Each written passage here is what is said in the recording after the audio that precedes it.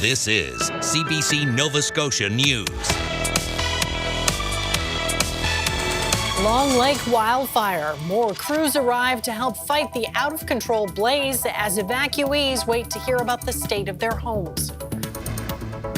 Sharing resources. Why doesn't Nova Scotia have its own fixed-wing water bombers?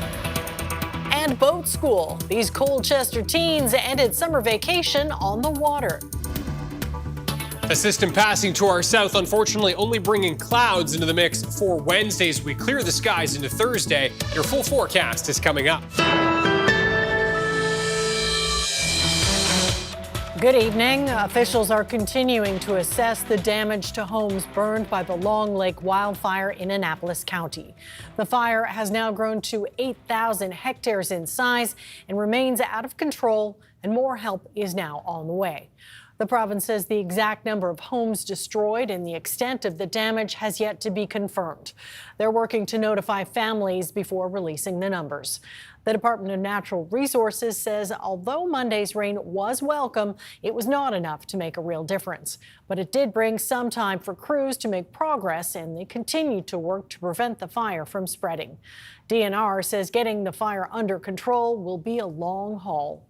Given the drought conditions in this province, we are very well aware that this is going to be a long incident. So we are trying to balance our resources. So we are bringing in some crews from Ontario. Again, we're bringing in some management team as well from Ontario to help us with this incident. Our crews definitely need a rest. Our incident management teams need a rest. And this will give them some time to get a little bit of rest because they have been going flat out. Because of the smoke from the wildfire, the province has issued an air quality alert for Halifax, Lunenburg, Kings and Hants counties. Well over 1,000 people have been forced to flee their homes because of the Long Lake wildfire. Some of them have been displaced for as long as 2 weeks. As the CBC's Andrew Lamb reports, the wait to return home is taking an emotional toll. Luann Eisner is among the over 1,000 people who have been evacuated from their home because of the Long Lake wildfire. On Sunday night, she and her wife June were forced to leave as the fire grew closer. They fled along with their 2 cats and dogs. She said the days leading up to the evacuation were a roller coaster of emotions. Because there was times when we were like panicked that we were going to lose our home, and then the sun would come out and the smoke would go away. And Eisner is now staying at her in-laws' house and has been able to check on her home from surveillance cameras. She says that's been a comfort and that the house is intact for now. But the area appears smoky, and her home is on Trout Lake Road, an area fire crews are trying to prevent the fire from reaching. We're trying to get a plan, but it's hard to get a plan when you don't know if you're going to be gone for 2 weeks, 2 months, or longer, or we may not even have a home to go back to.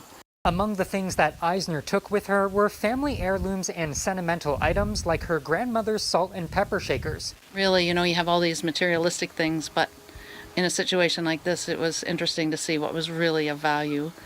Jason Burton also had to leave his home. He left almost 2 weeks ago. While his home is still standing, he says there's a lot of anxiety being away that long. A lot of uncertainty, a lot of, you're not sure. I know it's definitely going to be a different place from what I have seen and heard. There's going to be a lot of singed stuff around, and a lot of the woods is burnt and so on and so forth. And unfortunately, some people did lose their home. It's going to be something. Meanwhile, people in the community are continuing to come together to support those affected by the fires. The Salvation Army has set up a donation center in Bridgetown, and there's been an outpouring of support. This morning, our pet food table was pretty empty, and we made a post on social media that this is what we need, along with some other items, and I came back a couple hours later and the tables were full. Since the latest evacuation order was issued on Sunday, things have gotten busier. The center has gone from being open 3 hours a day to 6, and Wiseman says the need for support grows the longer people are displaced. Andrew Lamb, CBC News, Bridgetown. Meanwhile, the Suzie's Lake wildfire has been fully extinguished. The fire that broke out in the Bayers Lake Business Park earlier this month was once 25 to 30 hectares in size. The exact cause is still under investigation, but the province confirmed it was started by human activity.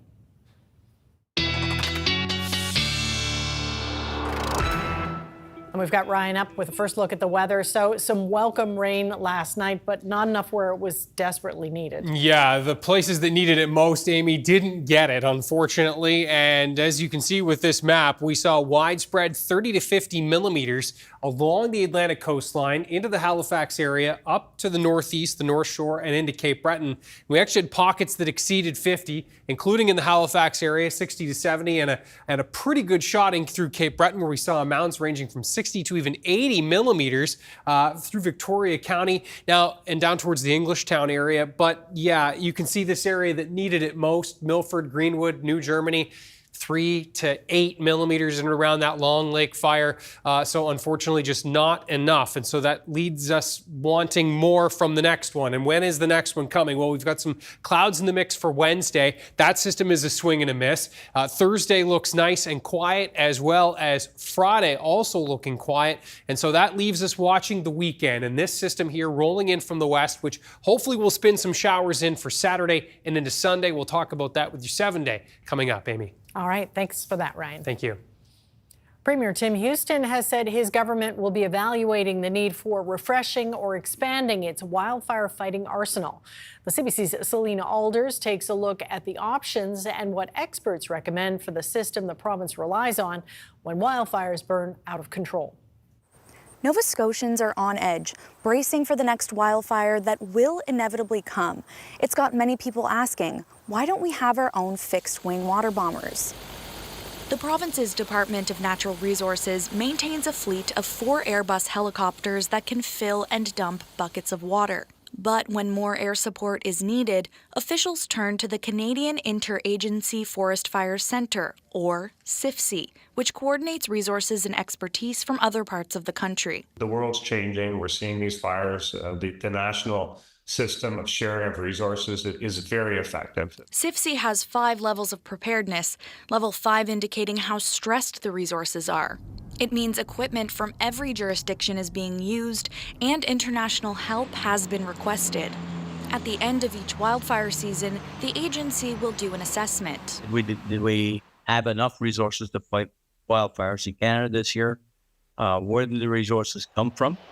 Most recently, Nova Scotia has received air support from New Brunswick, Quebec, Saskatchewan, Manitoba, and the Northwest Territories. Air support can be large super scoopers, which can collect thousands of liters of water in seconds. There's also land-based air tankers that typically release fire retardant, and helicopters, which tend to be more precise but can't carry as much water. Some aviation experts are concerned Nova Scotia could find itself unprepared if it's always relying on other jurisdictions for help. I think over the last couple of years, that strategy has strained the capability of the province to fight more and more intense wildfires that are urban areas. Point in the case of a Nova Scotia that has some rotary wing, aircraft, if the rest of the country is, has issues with fire and their assets are tied up, you are you're really on your own. Both John Graddick and Jody Joyal think a national water bomber fleet funded and operated by the federal government could be a solution to this problem.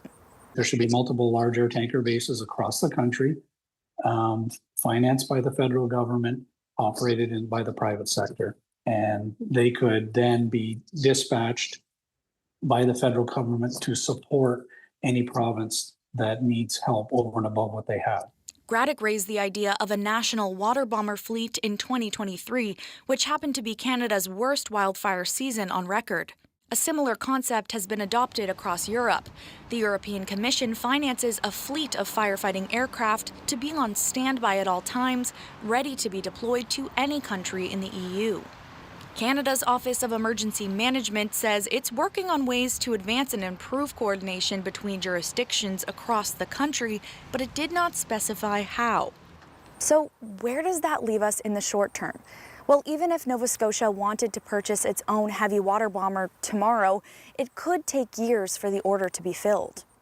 The Manitoba government is waiting for 3 CL-415s, or Super Scoopers, but they won't be ready until 2031 or 32. Joyal says it's possible to manufacture smaller water bombers more quickly, and Nova Scotia is keeping its options open. We have good expertise fighting. We have lots of resources, but will we look at the need for more resources? Of course we will. We'll do that evaluation again. Climate change will make predicting wildfire seasons more difficult, which makes the decision to expand a fleet trickier.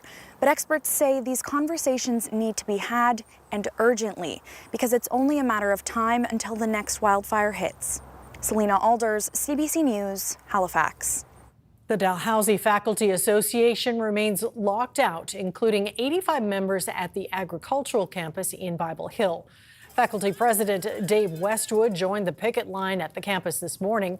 Wages not keeping up with the cost of living is a key issue for the union. That's in addition to the use of short-term contracts and improving access to childcare. Westwood also says capital spending on projects like a hockey rink in Halifax does not prioritize people. Where the decision-making in the Board of Governors are based in Halifax, I think the agricultural campus in Truro is often neglected, both in terms of students, the faculty, and the campus itself. So, we're not advocating increased capital spending. Don't get me wrong, that's a concern we have, is that capital spending is given higher priority than we think it should. I mean, we need to focus on people. In a statement, Dalhousie University says it is working with the Faculty Association to reach a solution. Meanwhile, students are still encouraged to arrive on campus as normal, as classes could resume within days of an agreement. The province is adding the before and after school childcare program to 21 schools across the province. The program will also add more than 1,200 new spaces at current locations for the 2025-26 school year. The program provides care for children ages 4 to 12 enrolled in public school before classes begin and after they end. The province says 4,000 spaces are expected in more than 100 participating schools this coming school year. 4 new outpatient recovery support centers opened across Nova Scotia this week. This recovery center in Truro opened next to an existing opioid recovery program. Physicians, nurses, and social workers on site provide recovery support, group programming, and harm reduction. The center includes sofa beds, showers, kitchen and laundry services for patient comfort, in addition to a smudging room for Indigenous people. The province has opened a dozen recovery support centers, including new sites in Amherst, Spring Hill, and Yarmouth. A group of Colchester teens ended summer vacation at boat school. The week-long course is put on by the Maritime Museum of the Atlantic, and the CBC's Luke Edinger was there for the launch of the skiff. In the ancient tradition of boat building in Colchester County, we are gathered to launch this fine vessel. I bless thee, George. Fair winds and safe returns to all who sail aboard. Hey! My name is Daniel Wendt. I'm the coordinator of maritime education at the Maritime Museum of the Atlantic at the boat school. Right here we're at Little Dyke Lake, and we're having a boat launch. We have our boat school downtown on the waterfront in Halifax at the Maritime Museum. But part of our values is that we take boat building to the community and give our experiences to the community at large. So from time to time we like to get out in the community and put on some of our boat building programs, and this is no exception. This is what we've done here in Portapique. Yeah, this is called a Bevan skiff. So it was actually designed to be kind of a learning boat, a teaching boat. It's quite easy to build, so we can build it in a week, and it is designed to kind of be easy to row, easy to use. It's an all-round good lake or inner harbor skiff. It's a small team, so Yeah, you just you get to know learned them. along the way, worked together, got it done. You can do it with no experience. Yeah, you can. You don't need anything. They're great teachers. They were so skilled at just stopping and taking the time to do everything nice and neatly, and they produced really a beautiful boat. So just the teamwork and community learning that's going on was quite amazing. We're going to leave the boat with the community center here at Portapique, and they can do whatever they want with it. They can use it, they could auction it off if they wanted to, they could keep it for the community. It's totally up to them.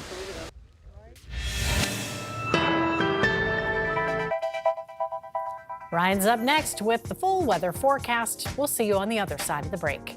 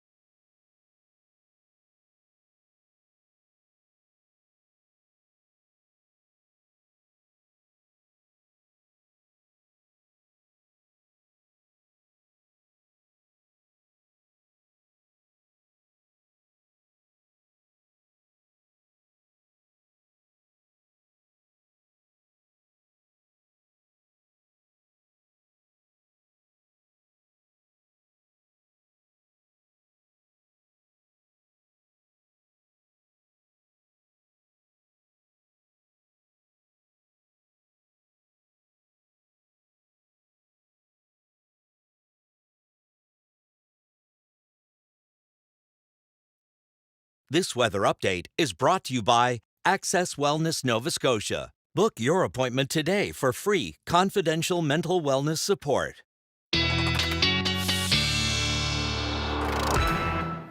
Ryan's back with this full weather forecast, and of course, lots of smoke from that Long Lake fire.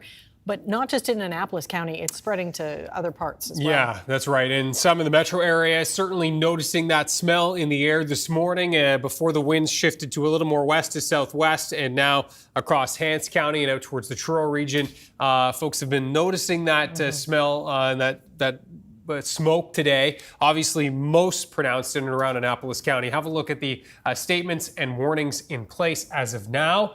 And you can see Lunenburg, Halifax, Hants, Kings, all under that statement with the warning still in effect for Annapolis County. Now, as we look at the wildfire smoke outlook, and you can see with the winds, From the west to southwest today, pushing that smoke mostly up towards northern Hants, Cobequid Bay, and into Cumberland, Colchester area.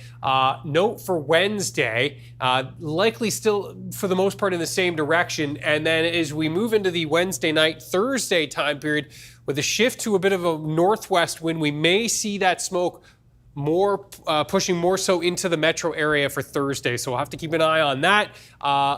Make sure you're staying updated with the latest air quality statements from Environment Canada. As we look at the recent shot, webcam image from moments ago, this is from Truro, and looking south, that's the 102 there in the distance, and you can see some pretty dark clouds. That is a line of rain that's working its way through the region. This is it here, and that's just rolling its way across the 102 and now actually stretching up towards the 104 and into Pictou County, bringing some, yes, beneficial rain. We'll take it. This is an area that didn't see quite as much with that last shot last night. Of course, we'd hope this would be even further west, but those showers will continue to sail across to the northeast over the next couple of hours. Watching this low that's off to the south, that is going to be grazing us with at least some clouds. Unfortunately, not some wet weather for Wednesday, and then we're going to clear the skies again for Thursday as this area of high pressure moves in. Then we're watching a low that's going to be gathering steam and working its way into the region for the weekend. Note the big ridge here out west with temperatures surging up towards 31, Edmonton and Regina, and then this trough in place, just 17 in Toronto. And this is the kind of the cooler pocket of air that's going to be swirling around over the eastern half of North America over the next couple of days, this cooler pocket aloft. And so that will tend to keep our temperatures a little bit cooler, which is great, not surging into the high 20s or low 30s at least, but we are still going to be seeing unfortunately, not a ton of wet weather. Temperatures in the mid-teens tonight. There's that isolated chance for showers sailing eastward over the next hour or two. The clouds building in overnight, and yeah, mid-teens overnight, as I said, to start the day. Note for Wednesday, that cloud cover really sluggish in the morning and then becoming a mix of sun and cloud into the afternoon across western and then eventually central parts of the mainland. Cape Breton a little bit later, you folks perhaps clearing into the evening. This model is showing the potential for maybe a bubble up shower tomorrow evening, late afternoon, evening.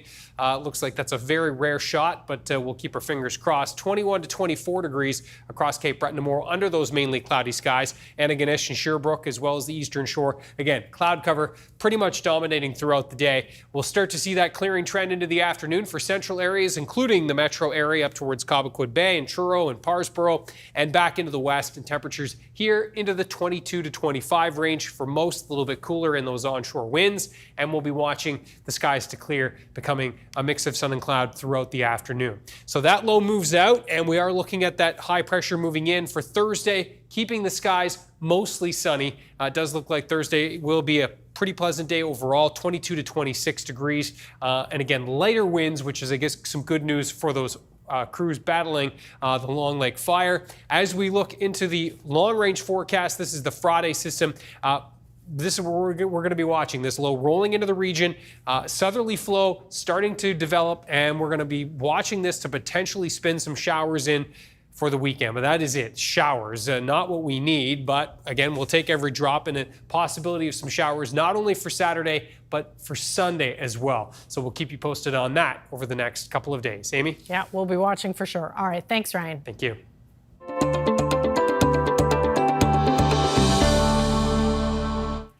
Nova Scotians looking to get outdoors in other provinces should know the rules before traveling. Dry conditions in PEI have also put a damper on outdoor activities there, with the province extending its fire ban. And the city of Summerside is also taking precautions. The CBC's Cheyenne Desjardins reports.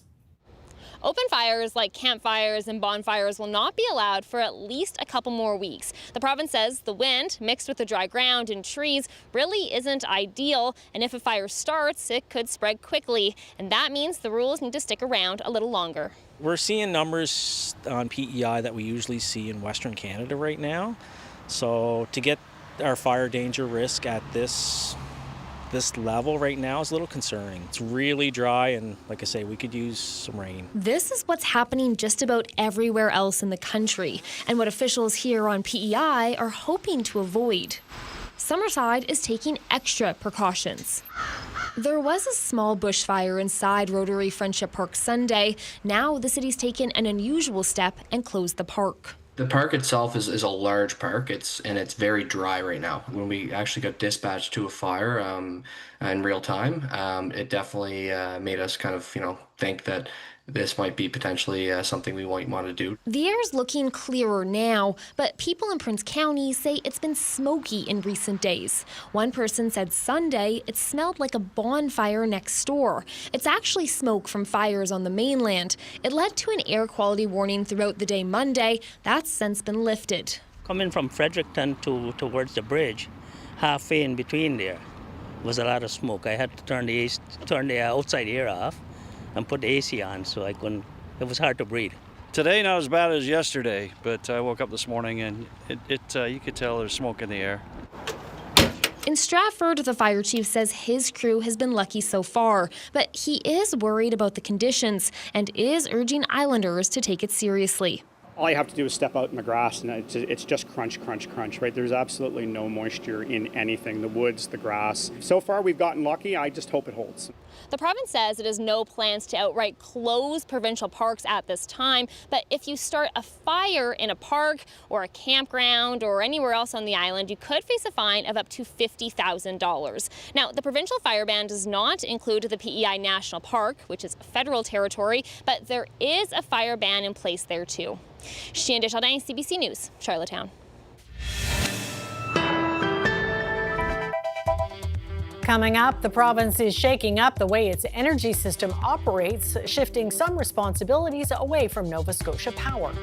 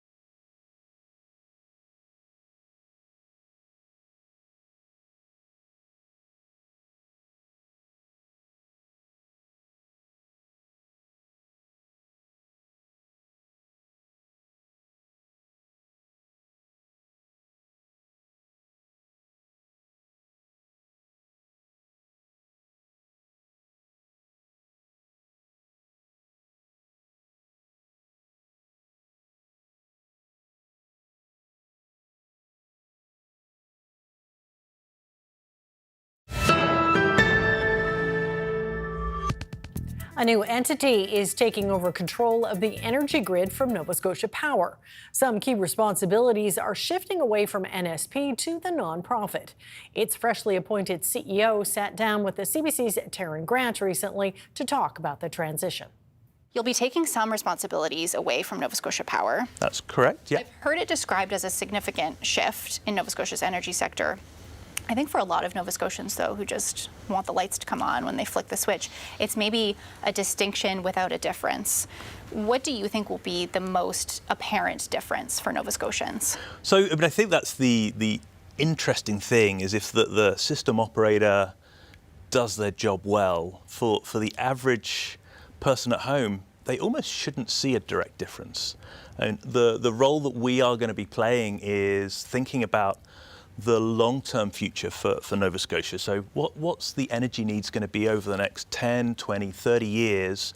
And therefore, how do we make sure then we've got the resources that we need and then run the system second by second, balancing those resources so that whenever you flick that switch, the power is there.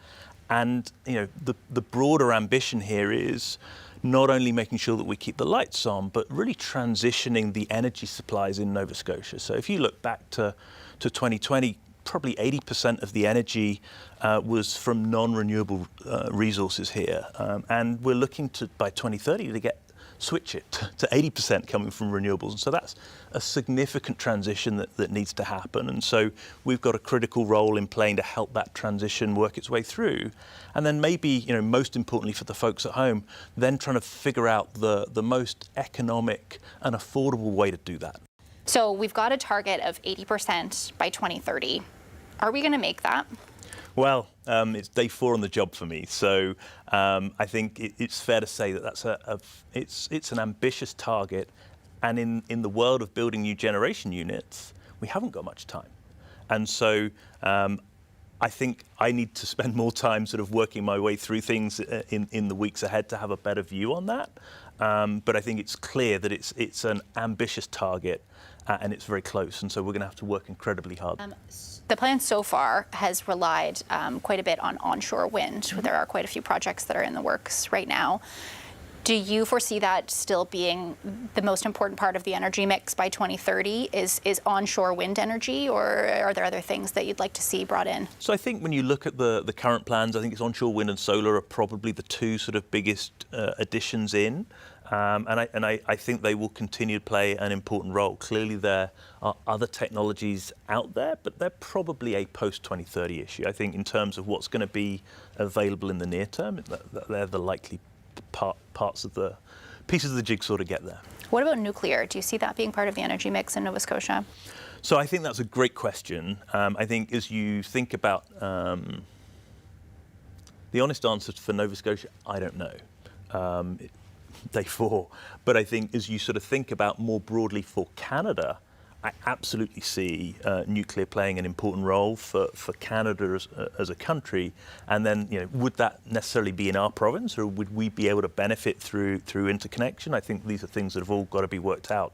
But certainly in 2030, there's no chance that we'll have nuclear in the province by then. Mm-hmm. Offshore wind has also been increasingly a part of the conversation here, especially since Premier Houston sort of revealed this more ambitious vision that he has for a massive build out of offshore wind energy. Do you think that big vision that Premier Houston has presented is practical? So it's pretty exciting, and you know, you might be able to tell from my accent I'm originally from the UK. Spent a long time in the US and now in Canada, but when you look across to other countries of the world, offshore wind has played an important role in a diversified and balanced energy mix. And diversity is our friend in this space. By having different energy coming from different sources, it gives you much better flexibility. And so I think as you think about the provinces across Canada, Nova Scotia is probably best placed to be able to leverage that resource. And I think that has the potential to have some real economic benefits for the province over the long term, because there's way more potential for offshore wind than we'll ever need in this province on our own. And so that gives opportunities to be able to sell that elsewhere. I haven't heard the potential come into dispute. I think what is more sort of up for debate is whether or not we can realistically harness that wind resource. What is your sense of how realistic it is for us to harness the wind to the extent that Premier Houston has proposed? I don't see any reason why you can't. I mean, I think it's all going to come down to cost and economics. Like offshore wind, on the face of it, is not the cheapest generated megawatt up front, but there are other benefits in terms of you get better availability factors offshore than onshore. You have less challenges in terms of the impact on local residents, and so I think, and to the sort of the broader scale of the capacity that's available there to be able to be moved to other provinces or even south to the US. Like, I think there are real opportunities there. The technology is well proven. So, am I worried about, could we get the turbines put up? Absolutely not. It's a new industry for Canada and so there'll be investment needed to make that happen.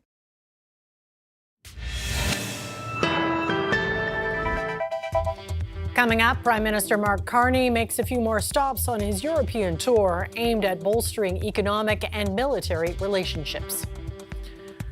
And a Canadian can manufacturer is expanding its operations, bringing the supply chain back home in the face of U.S. tariffs on steel and aluminum.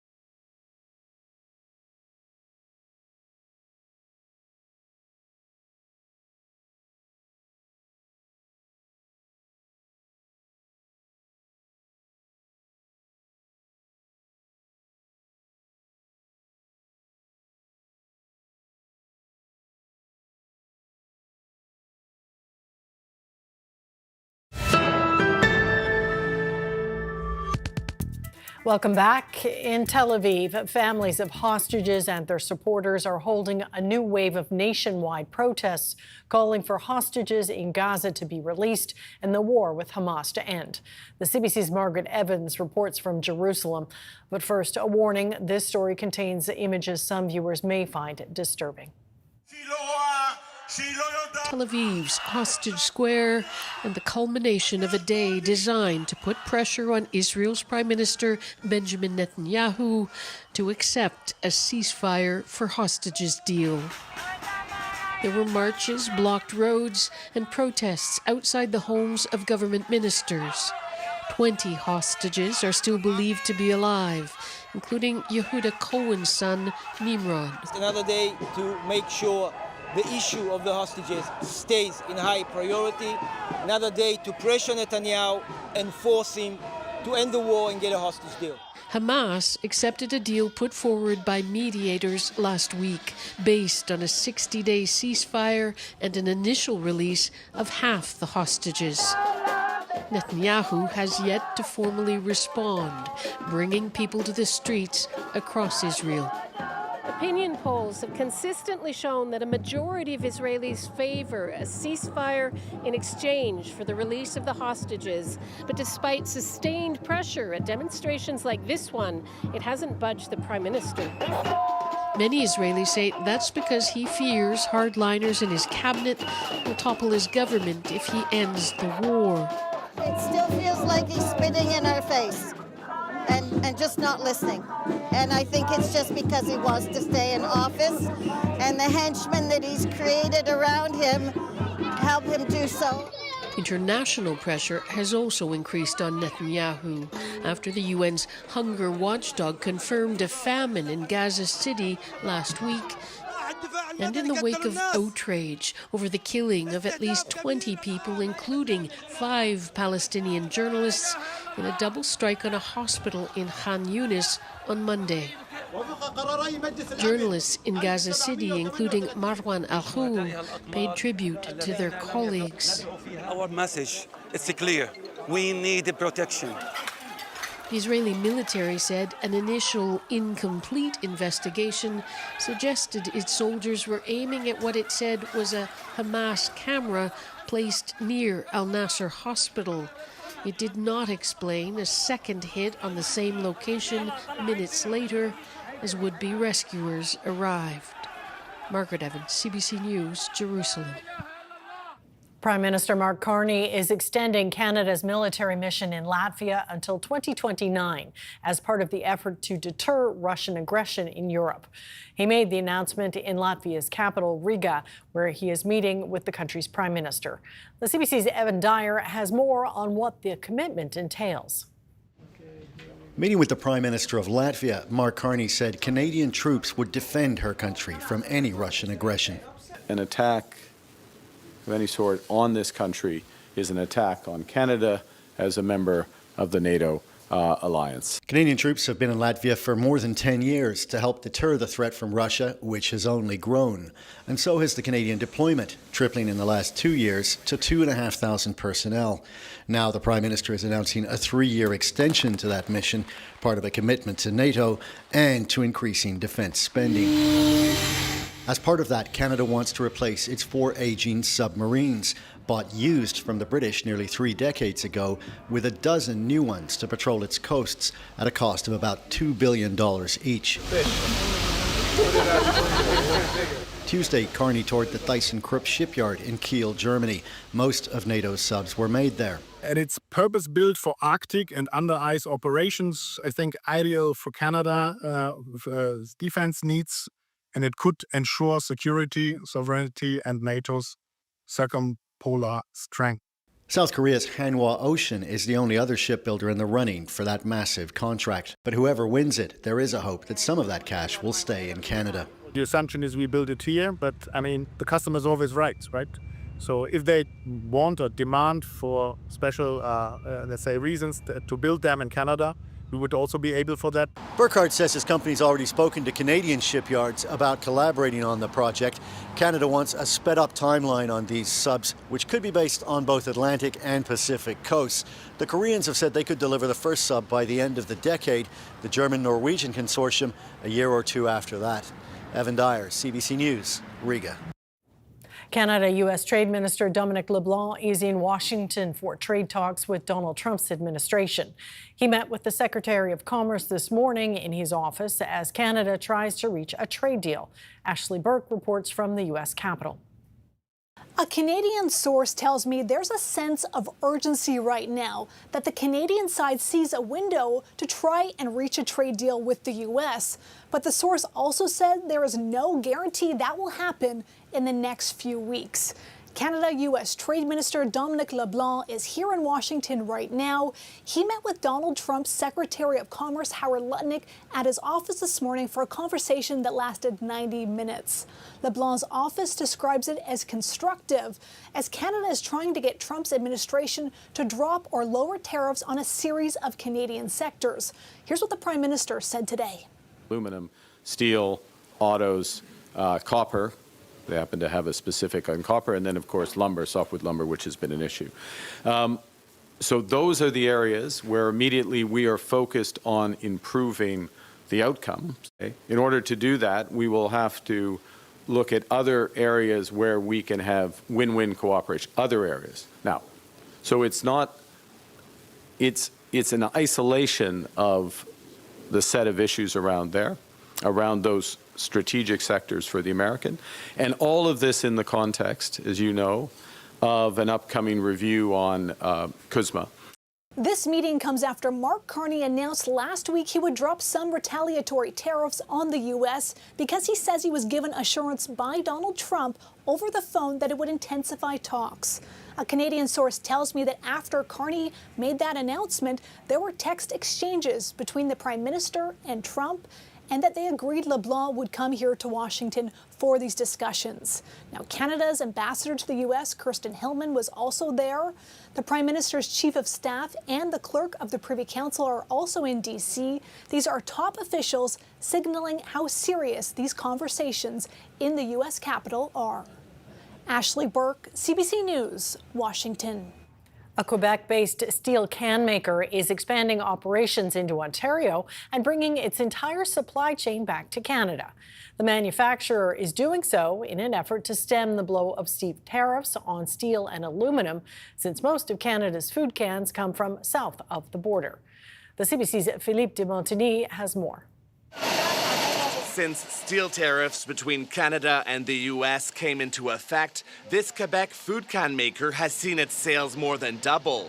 After the tariff, the phone ringing, we receive call every day. As Canadian food companies scramble to avoid these extra costs. Before Ideal Can, there were no Canadian can manufacturers. So we were left with having to source from the United States.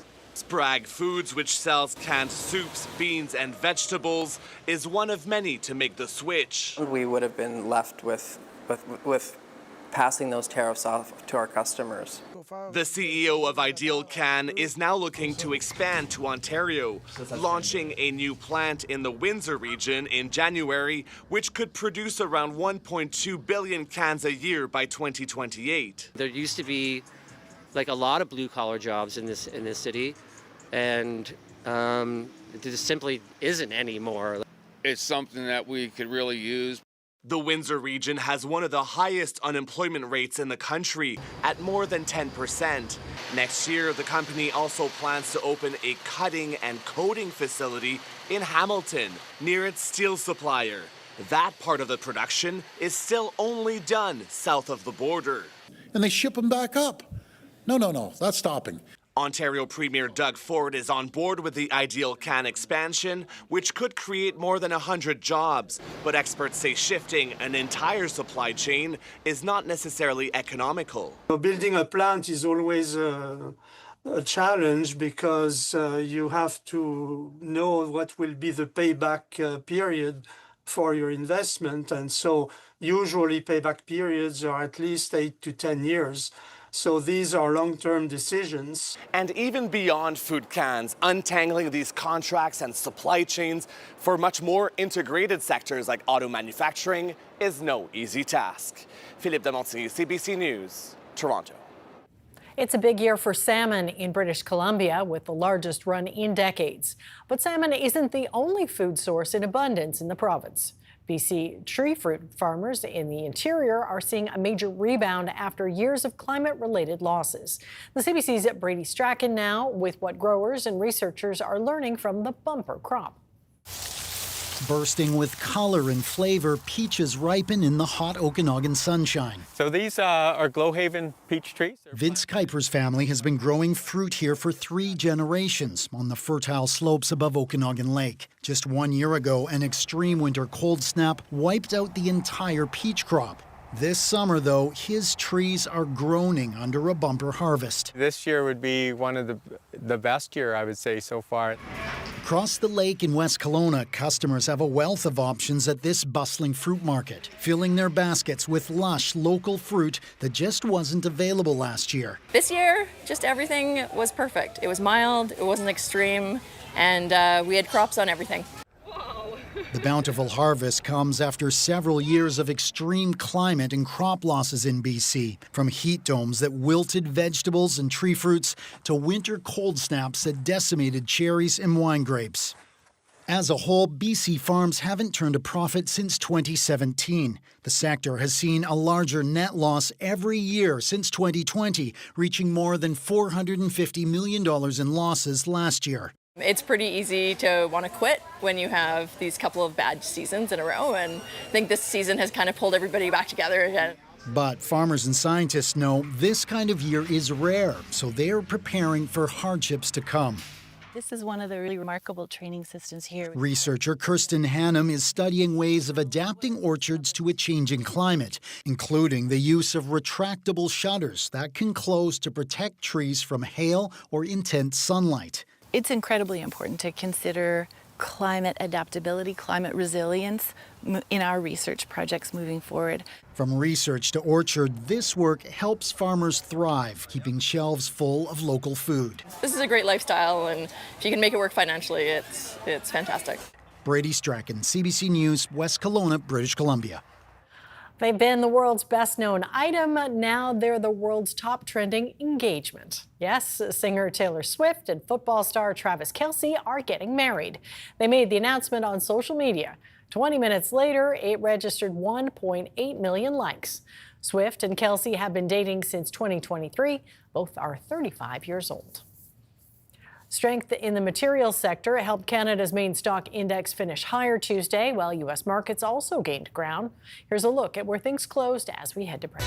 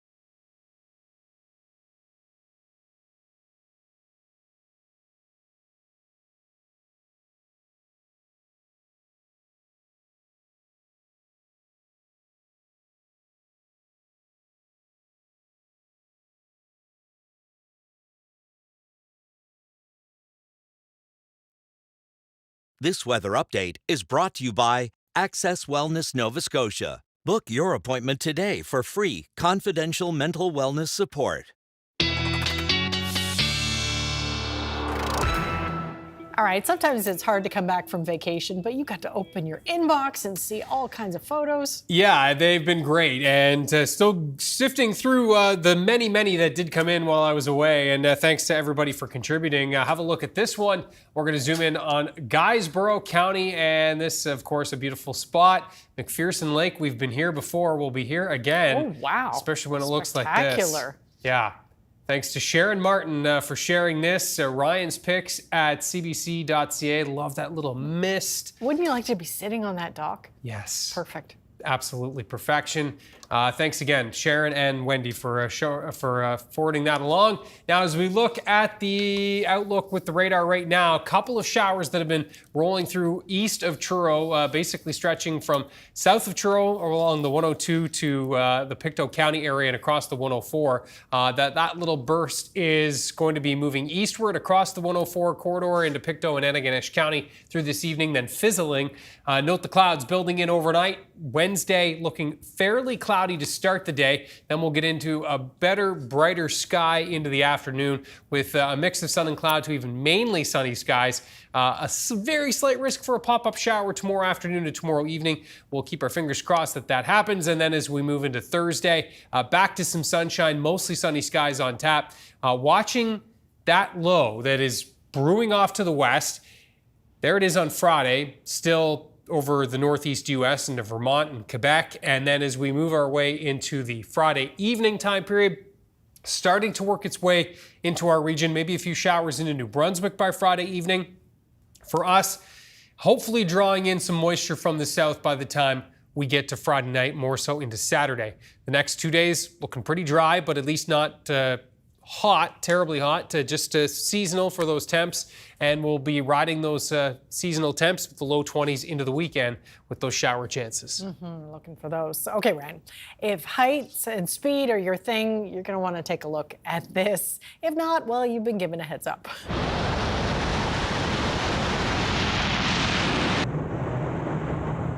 Wow, South African skydiver Jean-Jacques Wallace is redefining the limits of extreme aerial sports with death-defying plunges like that one. He is one of the world's fastest wingsuit flyers, achieving speeds of up to 230 kilometers an hour.